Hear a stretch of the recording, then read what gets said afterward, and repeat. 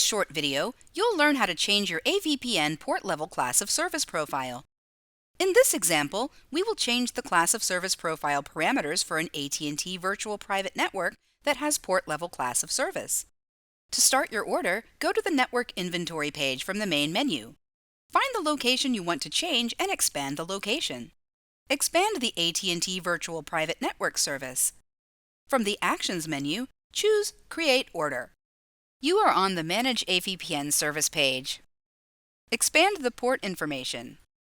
In the Port Information section, click the Edit icon next to Port Level Class of Service settings.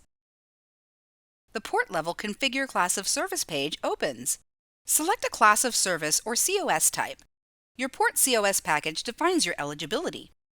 In the sections for Provider Edge Ingress, Incoming, and Provider Edge Egress, or Outgoing routers, you can search for a predefined profile from a list of frequently used profiles. Or select your COS percentage distributions individually to support 4 or 6 COS values.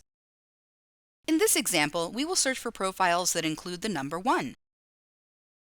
When you're done defining your profile, click Save. Click Review Order.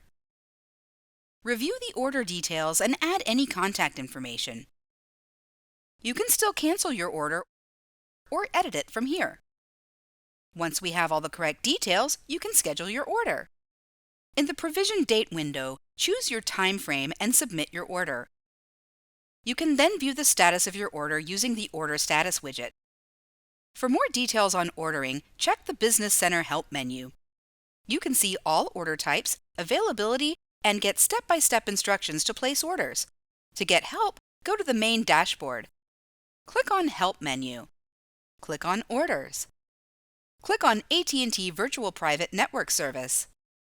Thanks for watching, and be sure to check out other videos in this series. You can also talk to us by visiting att.com/digital training.